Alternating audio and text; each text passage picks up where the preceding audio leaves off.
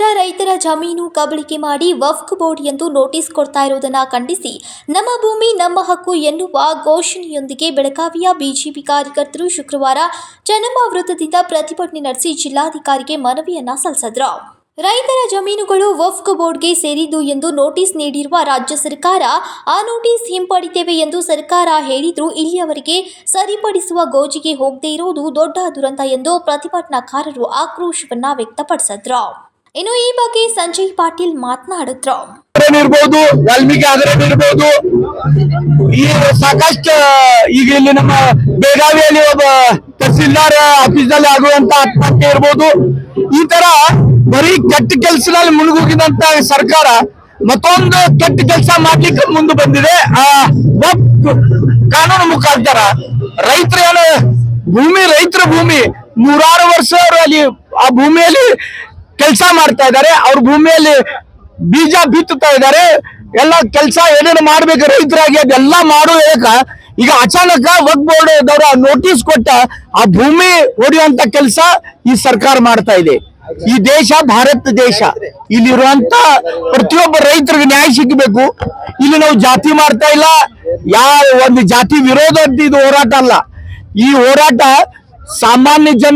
ಸಾಮಾನ್ಯ ರೈತರದ್ದು ಭೂಮಿ ಅದರ ರಕ್ಷಣೆ ಆಗಬೇಕು.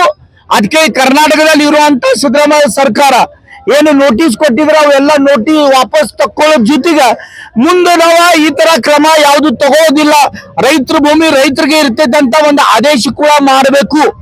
ಮತ್ತ ಏನ್ ಜಮೀರ್ ಅಹಮದ್ ಅವ್ರ ಮಂತ್ರಿ ಅವ್ರ ಬದಲ ರಾಜೀನಾಮೆ ಕೊಡ್ಬೇಕು. ಯಾಕಂದ್ರೆ ನೋಟಿಸ್ ಕೊಟ್ಟ ರೈತರಿಗೆ ಧಮಕಿ ಕೊಟ್ಟ ಆ ಎಲ್ಲ ಭೂಮಿ ವಕ್ಫ್ ಬೋರ್ಡ್ ಹೆಸರು ಮಾಡುವಂತ ಕೆಲಸ ಜಮೀರ್ ಅಹಮದ್ ಅವ್ರು ಮಾಡ್ತಾ ಇದಾರೆ. ಅದಕ್ಕೆ ನಮ್ಮ ಬೇಡಿಕೆ, ಇವ್ರ ಮಂತ್ರಿ ಅವ್ರು ರಾಜೀನಾಮೆ ಕೊಡ್ಬೇಕು.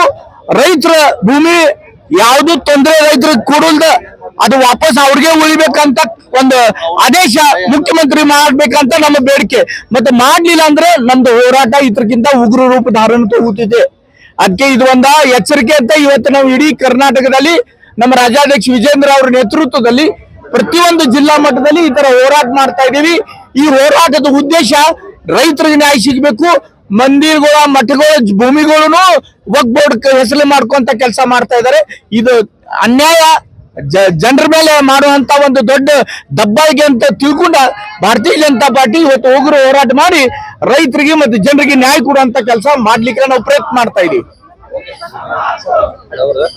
ರಾಜ್ಯ ಕಾಂಗ್ರೆಸ್ ಸರ್ಕಾರ ಬಡವರ ಹಾಗೂ ರೈತರ ಜಮೀನನ್ನ ವಕ್ಫ್ ಬೋರ್ಡ್ಗೆ ಸೇರಿಸಿದ್ದು ಎಂದು ನೋಟಿಸ್ ನೀಡಿ ಗೊಂದಲ ಸೃಷ್ಟಿ ಮಾಡ್ತಾ ಇದೆ. ರೈತರು ತಮ್ಮ ಜಮೀನಿನ ಪಹಣಿ ಪತ್ರ ಹೊಸದಾಗಿ ತೆಗೆದು ನೋಡಿ ಬೇರೆಯವರ ಹೆಸರು ಇದ್ರೆ ನಮ್ಮ ತಂಡಕ್ಕೆ ತಿಳಿಸಿ ಎಂದು ಘೋಷಣೆಯನ್ನ ಕೂಗಿದ್ರು.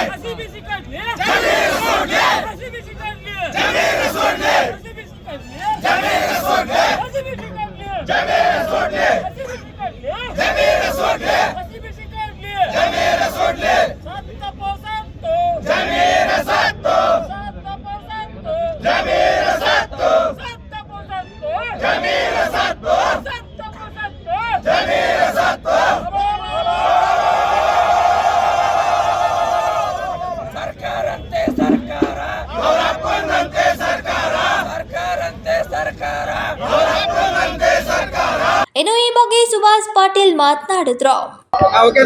ಈ ರಾಜ್ಯದಲ್ಲಿ ಯಾವಾಗ ಕಾಂಗ್ರೆಸ್ ಸರ್ಕಾರ ಅಧಿಕಾರಕ್ಕೆ ಬರ್ತದೆಯೋ ಅವಾಗ ಮುಸ್ಲಿಮರ ಒಂದು ತುಷ್ಟೀಕರಣದ ಅಂಗವಾಗಿ ಇವತ್ತು ವಕ್ಫ್ ಮುಖಾಂತರ ಇವತ್ತು ನಮ್ಮ ರೈತರ ಫಲವತ್ತಾದ ಜಮೀನುಗಳನ್ನ, ಮಠಮಾನ್ಯಗಳ ಜಮೀನುಗಳನ್ನ ಮತ್ತು ಹಿಂದೂ ರುದ್ರಭೂಮಿಯ ಸ್ಮಶಾನಗಳನ್ನು ಕೂಡ ಇವತ್ತು ಒಪ್ಪಕ್ಕೆ ಇವತ್ತು ಭರಿಸುವಂತ ಕಾರ್ಯಕ್ರಮವನ್ನು ಜಮೀರ್ ಅಹಮದ್ ಅವರು ಸಿದ್ದರಾಮಯ್ಯನವರ ಒಂದು ಆದೇಶದ ಮೇರೆಗೆ ಇವತ್ತು ಎಲ್ಲ ಜಿಲ್ಲಾಧಿಕಾರಿಗಳ ಮುಖಾಂತರ ಇವತ್ತು ರೈತರ ಪಹಣಿ ಒಳಗೆ ವಕ್ಫ್ ಆಸ್ತಿ ಅಂತ ನಮೂದಾಗಕ್ಕೆ ಯಾರಾದ್ರೂ ಕಾರ್ಮಿಕರಿದ್ರೆ ಭ್ರಷ್ಟ ಮುಖ್ಯಮಂತ್ರಿ ಸಿದ್ದರಾಮಯ್ಯನವರು ಮತ್ತು ಜಮೀರ್ ಅಹಮದ್ ಖಾನ್ ಅವರು ಇವತ್ತು ಇಡೀ ದೇಶಾದ್ಯಂತ ನಮ್ಮ ಭಾರತೀಯ ಜನತಾ ಪಾರ್ಟಿ ಆಗ್ರಹ ಇದೆ. ನಮ್ಮ ರಾಜ್ಯದಲ್ಲಿ ಅಷ್ಟೇ ಇಡೀ ದೇಶಾದ್ಯಂತ ವಕ್ಫನ್ನ ರದ್ದು ಮಾಡಬೇಕು ಮತ್ತು ರೈತರಿಗೆ ನ್ಯಾಯವನ್ನು ಕೊಡಬೇಕು. ವಕ್ಫ್ ಈ ದೇಶದಿಂದ ಹಟಾವು ಅನ್ನದಾತ ಬಚಾವು, ನಮ್ಮ ಭೂಮಿ ನಮ್ಮ ಹಕ್ಕು ಎಂಬ ಒಂದು ಧ್ಯೇಯ ವಾಕ್ಯದಿಂದ ಇವತ್ತು ನಾವು ಇಡೀ ರಾಜ್ಯಾದ್ಯಂತ ಮಾನ್ಯ ರಾಜ್ಯ ಅಧ್ಯಕ್ಷರಂತ ವಿಜೇಂದ್ರ ಅವರ ನೇತೃತ್ವದಲ್ಲಿ ಎಲ್ಲ ಜಿಲ್ಲಾ ಕೇಂದ್ರಗಳಲ್ಲಿ ಒಂದು ಬೃಹತ್ ಹೋರಾಟವನ್ನ ನಾವೆಲ್ಲ ಹಮ್ಮಿಕೊಂಡಿದ್ದೀವಿ.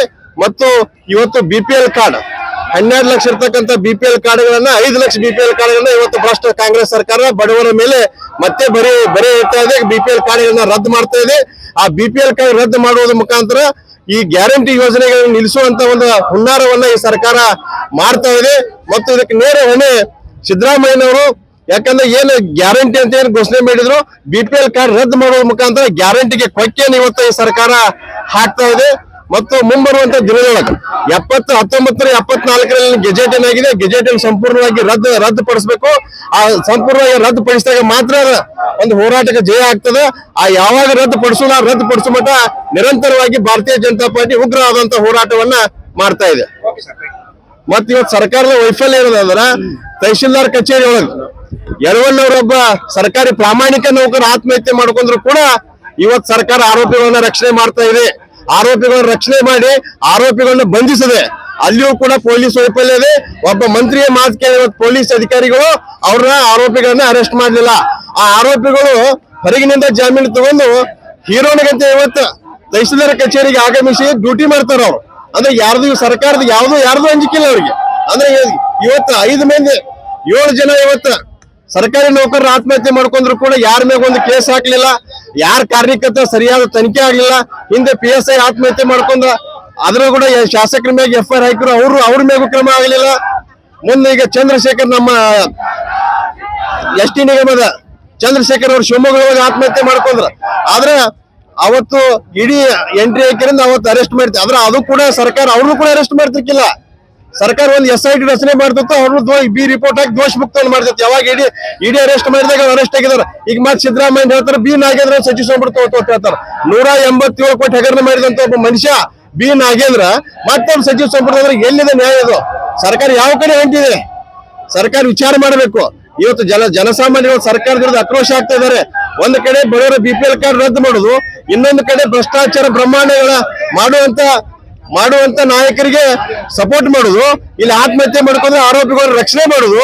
ಎಲ್ಲಿದೆ ಕಾನೂನು? ರಾಜ್ಯದಲ್ಲಿ ಕಾನೂನಿಲ್ಲ. ಕಾನೂನು ಸುವ್ಯವಸ್ಥೆ ಸಂಪೂರ್ಣವಾಗಿ ಹದಗೆಟ್ಟಿದೆ. ಮತ್ತೆ ಪೊಲೀಸರ ವೈಫಲ್ಯ ರಾಜ್ಯಾದ್ಯಂತ ಎದ್ದು ಕಾಣ್ತಾ ಇದೆ. ಯಾಕಂದ್ರೆ ಕರ್ನಾಟಕ ಪೊಲೀಸ್ ಅಂದ್ರೆ ನಂಬರ್ 1 ಪೊಲೀಸ್ ದೇಶದೊಳಗೆ. ಒಂದು ಮರ್ಡರ್ 24 ತಾಸು ಅರೆಸ್ಟ್ ಮಾಡುವಂತ ನಮ್ಮ ಪೊಲೀಸರು ಇನ್ನು ಈ ಸಂದರ್ಭದಲ್ಲಿ ಅನೇಕರು ಉಪಸ್ಥಿತರಿದ್ದರು. ವಿನೋದ್ ಕೋಲ್ಕಾರ್, KMM ಕನ್ನಡ, ಬೆಳಗಾವಿ.